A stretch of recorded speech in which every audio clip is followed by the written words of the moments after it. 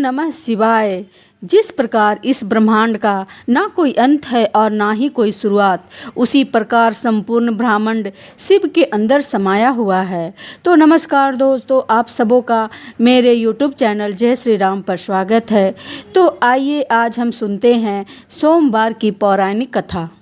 सोमवार के दिन भगवान शंकर जी को समर्पित होता है।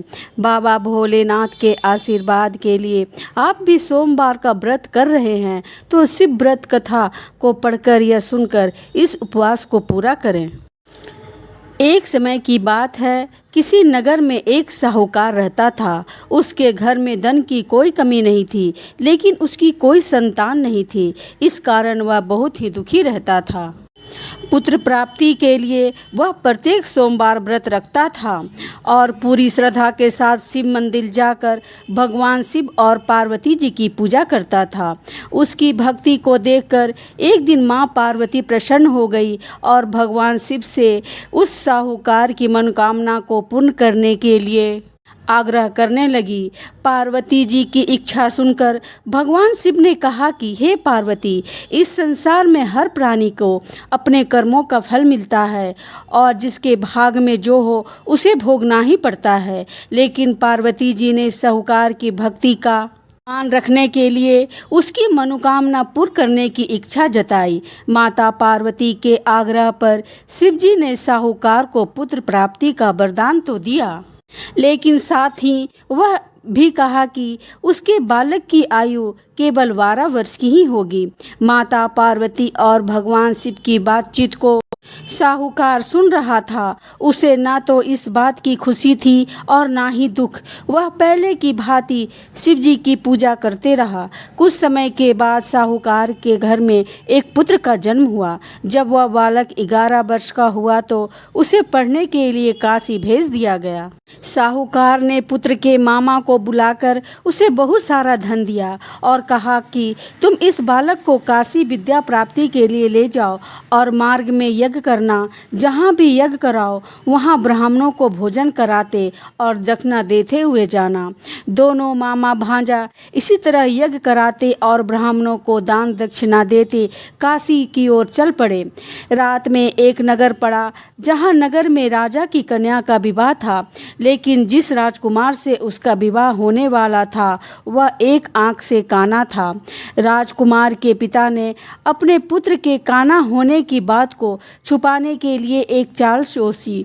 साहूकार के पुत्र को देखकर उसके मन में एक विचार आया। उसने सोचा, क्यों ना इस लड़के को दुल्हा बनाकर राजकुमार से विवाह करा दूं।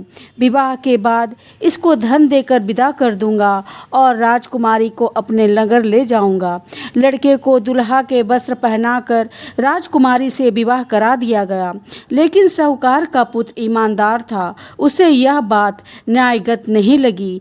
उसने अवसर पाकर राजकुमारी की चुन्नी के पल्ले में लिखा कि तुम्हारा विवाह तो मेरे साथ हुआ है, लेकिन जिस राजकुमार के संग तुम्हें भेजा जाएगा वह एक आंख से काना है। मैं तो काशी पढ़ने जा रहा हूँ। जब राजकुमारी ने चुन्नी पर लिखी बातें पढ़ी तो उसने अपने माता पिता को यह बात बताई। राजा ने अपनी पुत्री को विदा नहीं किया, जिससे बारात वापस चली गई। दूसरी ओर साहूकार का लड़का और उसका मामा काशी पहुँचे और वहाँ जाकर उन्होंने यज्ञ किया। जिस दिन लड़के का आयु 12 साल की हुई उसी दिन यज्ञ रखा गया। लड़के ने अपने मामा से कहा कि मेरी तबीयत कुछ ठीक नहीं है। मामा ने कहा कि तुम अंदर जाकर सो जाओ। शिव जी के वरदान अनुसार कुछ ही देर में उस बालक का प्राण निकल गया। मृत भांजे को देखकर उसके मामा ने विलाप शुरू कर दिया। संजोगवश उसी समय शिवजी और माता पार्वती उधर से जा रहे थे। माता पार्वती ने भगवान से कहा, स्वामी, मुझे इसके रोने के स्वर सहन नहीं हो रहा है। आप इस व्यक्ति के कष्ट को अवश्य दूर करें। जब शिवजी मृत बालक के समीप गए तो वह बोले कि यह वही साहूकार का पुत्र है जिसे मैंने 12 वर्ष की आयु का वरदान दिया। अब इसकी आयु पूरी हो चुकी है। लेकिन मातृभाव से विभोर माता पार्वती ने कहा कि हे महादेव, आप इस बालक को और आयु देने की कृपा करें, अन्यथा इसके वियोग में इसके माता पिता भी तड़प तड़प के मर जाएंगे। माता पार्वती के आग्रह पर भगवान शिव ने उस लड़के को जीवित होने का वरदान दिया। शिव जी की कृपा से वह लड़का जीवित हो गया। शिक्षा प्राप्त करके लड़का मामा के साथ अपने नगर की ओर चल दिया। दोनों चलते हुए उसी नगर में पहुँचे जहाँ उसका विवाह हुआ था। उस नगर में भी उन्होंने यज्ञ का आयोजन किया। उस लड़के के ससुर ने उसे पहचान लिया और महल में ले जाकर उसकी खातिरदारी की और अपनी पुत्री को विदा किया। उधर साहूकार और उसकी पत्नी भूखे प्यासे रहकर बेटे की प्रतीक्षा कर रहे थे। उन्होंने प्रण कर रखा था कि यदि उन्हें अपने बेटे की मृत्यु का समाचार मिला तो वह भी प्राण त्याग देंगे, परंतु अपने बेटे के जीवित होने का समाचार पाकर वह बेहद प्रसन्न हुए। उसी रात भगवान शिव ने व्यापारी को स्वप्न में कहा, हे सृष्टि, मैंने तेरे सोमवार के व्रत करने और व्रत कथा सुनने से प्रसन्न होकर तेरी पुत्र को लंबी आयु प्रदान की है। पुत्र की लंबी आयु जानकर साहूकार बहुत प्रसन्न हुआ। शिव भक्त होने तथा सोमवार का व्रत करने से साहूकार की सभी मनोकामनाएं पूर्ण हुई। इसी प्रकार से जो कोई भी सोमवार का व्रत करता है और कथा सुनता और पढ़ता है, उसके सभी दुख दूर हो जाते हैं और समस्त मनोकामनाएं पूर्ण होती है। तो आइए सुनते हैं ये कथा। बहुत साल पहले बास्कल नामक एक गांव में बिंदुक नाम का एक ब्राह्मण रहता था। वह अधर्मी, दुरात्मा और महापापी था। उसकी पत्नी बहुत ही सुंदर थी। उसका नाम चंचुला था।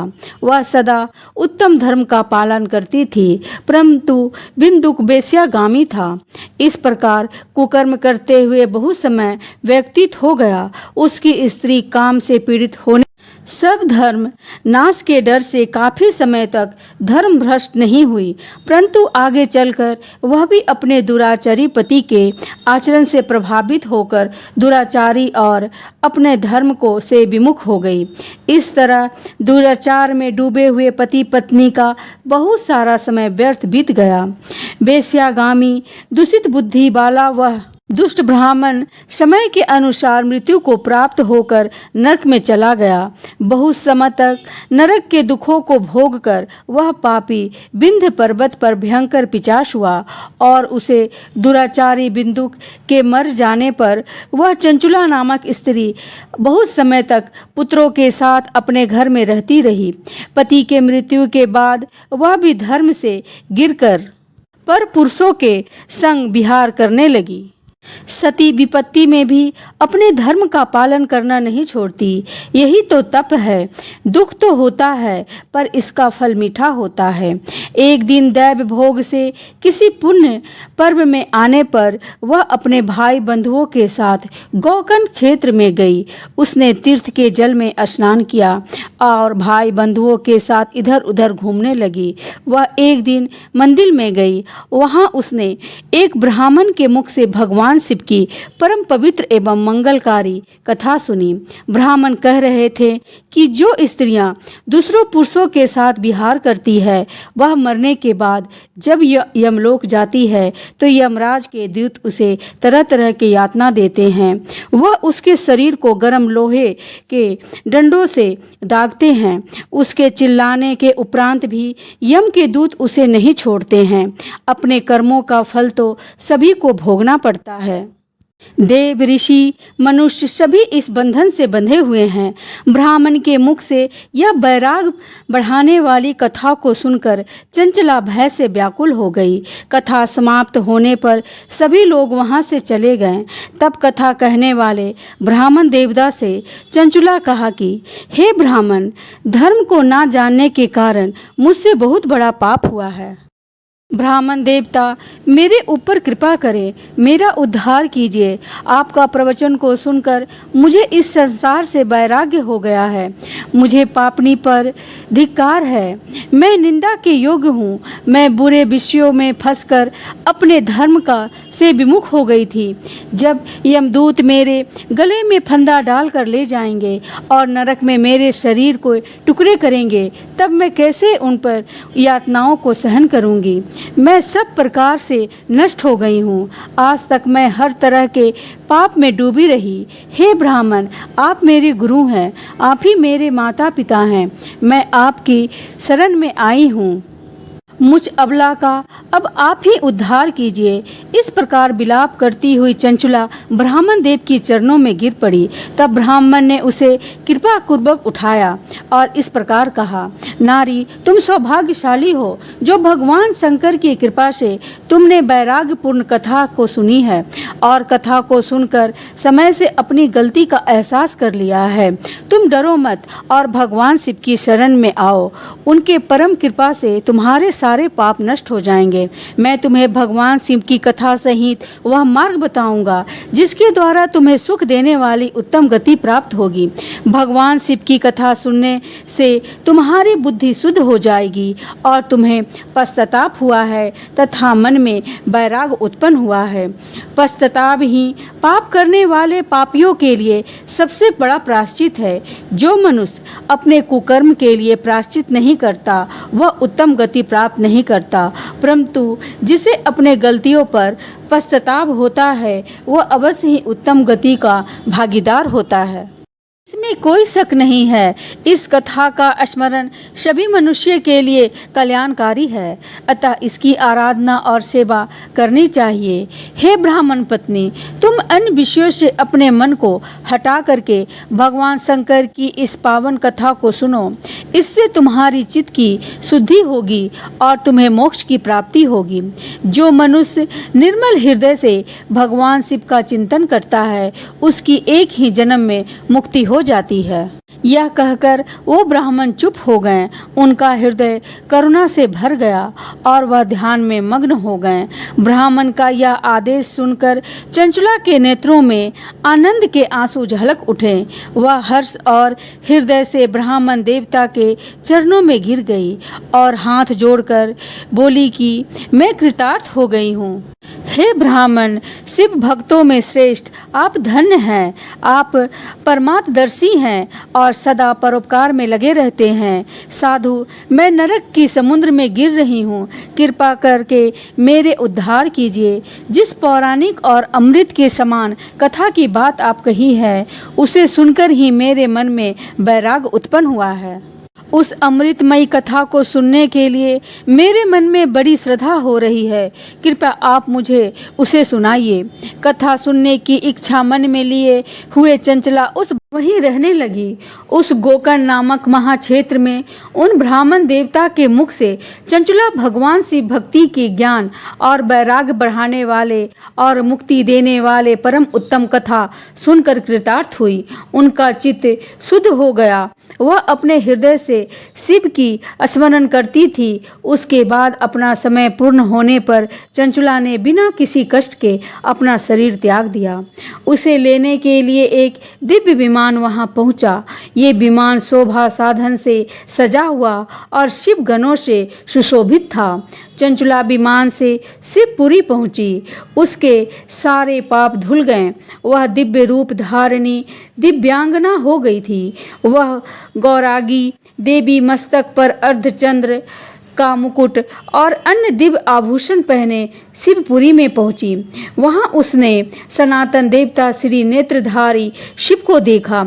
सभी देवता उसकी सेवा में भाव में लगे हुए थे। वहाँ महादेव जी की कांति कपूर के समान थी। उनके साथ देवी गौरी विराजमान थी जो विद्युत कुंज के समान प्रकाशित हो रही थी।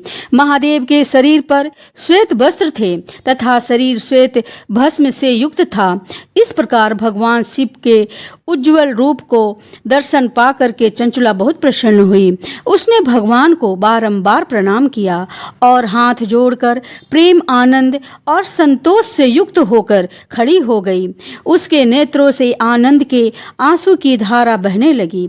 भगवान शंकर और भगवती गौरी उमा ने चंचला को देखकर अपने पास बुलाया और गौरी उमा ने उसे अपना सखी बना लिया। चंचला सुखपूर्वक शिव के धाम में उमा देवी की सखी के रूप में निवास करने लगी। एक दिन चंचला आनंद में मगन हो उमा देवी के पास गई और दोनों हाथ जोड़कर उनकी स्तुति करने लगी। स्कंद माता उमा, आप सभी मनुष्यों एवं देवताओं द्वारा समस्त सुखों को देने वाली हैं। आप शंभु प्रिय हैं, आप ही सगुणा और निर्गुणा हैं। हे सच्चिदानंद स्वरूपा, आप ही प्राकृतिक की पोषक हैं। हे माता, आप ही संसार की सृष्टि, पालन और संहार करने वाली हैं। इस प्रकार चंचला देवी की स्तुति कर शांत हो गई। उसकी आंखों में प्रेम के आंसू उभर आए। तब शंकर प्रिय उमा देवी ने बड़ी प्रेम से चंचला को चुप कराते हुए कहा कि सखी चंचला, मैं तुम्हारी स्तुति से प्रसन्न हूँ, बोलो क्या वर मांगती हो। तब चंचला बोली, हे गौरी राजकुमारी, मेरे पति बिंदुक इस समय कहाँ हैं? उनकी स्थिति कैसी है? कृपया आप बताइए और कुछ उपाय कीजिए ताकि हम फिर से उनसे मिल सके। महादेवी, मेरी पति एक क्षुद्र जाति की वेश्या के प्रति मोहित थे और पाप में ही डूबे रहते थे। गिरजा बोली, बेटी, तुम्हारा पति बिंदुक पापी था, उसका अंत बड़ा भयानक हुआ। वेश्या का उपभोग करने के कारण वह मूर्ख नरक में अनेकों वर्षों तक अनेक प्रकार के दुख भोग कर अब शेष पाप को भोगने के लिए विंध्य पर्वत पर पिशाच की योनि में रह रहा है और वह दुष्ट वायु पीकर रह रहा है और सभी प्रकार के कष्ट सह रहा है। गौरी देवी की यह बात सुनकर चंचला अत्यंत दुखी हो गई। फिर मन को किसी तरह स्थिर करते हुए दुखी मन से माँ गौरी से उसने एक बार फिर पूछा, हे महादेवी, मुझ पर कृपा कीजिए और मेरे पापी पति का अब उद्धार कीजिए। कृपया करके मुझे यह उपाय बताइए जिससे मेरे पति को उत्तम गति प्राप्त हो सके। गौरी देवी ने कहा, यदि तुम्हारा पति भगवान शिव की पूर्णमयी उत्तम कथा सुने तो वह इस दुर्गति को पार करके उत्तम गति का भागी हो सकता है। अमृत के समान मधुर गौरी की ये वचन सुनकर चंचला ने दोनों हाथ जोड़कर मस्तक झुकाकर उन्हें बारंबार प्रणाम किया और प्रार्थना की कि मेरे पति को भगवान शिव की कथा सुनाने की व्यवस्था कीजिए। ब्राह्मण पत्नी चंचला के बार बार प्रार्थना करने पर शिव प्रिय गौरी देवी ने भगवान शिव की महिमा का गुणगान करने के लिए गंधर्व राज को बुलाकर कहा कि तुम मेरी इस सखी को साथ विंध्य पर्वत पर ले जाओ, वहाँ एक भयानक पिशाच रहता है। पूर्व जन्म में वह पिशाच बिंदुक नामक ब्राह्मण मेरी इस सखी चंचला का पति था। वह वेश्यागामी हो गया था। वह सभी अच्छे कर्मों को छोड़कर अपवित्र रहने लगा। क्रोध के कारण उसकी बुद्धि भ्रष्ट हो गई थी। दुर्जनों से उसकी मित्रता तथा सज्जनों से उसका दोष बढ़ गया था। वह अस्त्र शस्त्र से हिंसा करता और लोगों को सताता और उनके घरों में आग लगा देता था। चंडाल से दोस्ती करता और रोज वेश्या के पास जाता था। पत्नी को त्याग कर दुष्ट लोगों से दोस्ती कर उसके साथ ही रहता था। वह मृत्यु तक दुराचार में फंसा रहा। मृत्यु के बाद उसे पापियों के भोग स्थान यमपुरी में ले जाया गया। वहाँ घोर नरकों को सहकर इस समय वह विंध्य पर्वत पर पिशाच बनकर रह रहा है और पापों का फल भोग रहा है। तुम उसके सामने परम पुण्यमयी पापों का नाश करने वाला भगवान शिव की कथा का प्रवचन करो।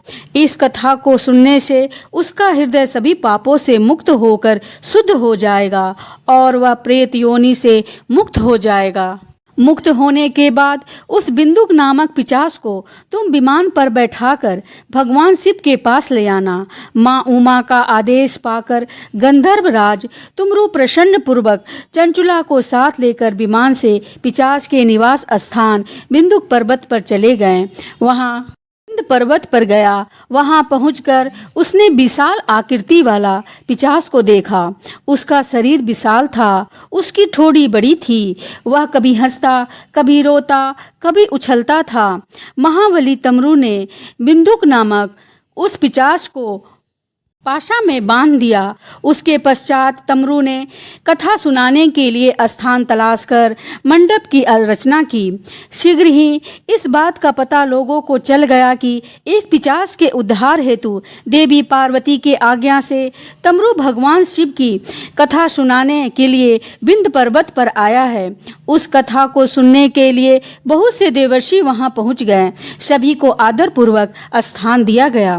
पिशाच बिंदुक को पासों में बांधकर आसन पर बैठाया गया और तब तमरू ने परम उत्तम भगवान शिव की अमृत कथा का गुणगान शुरू किया, जिसे सुनकर सभी देवर्षि कृतार्थ हो गए।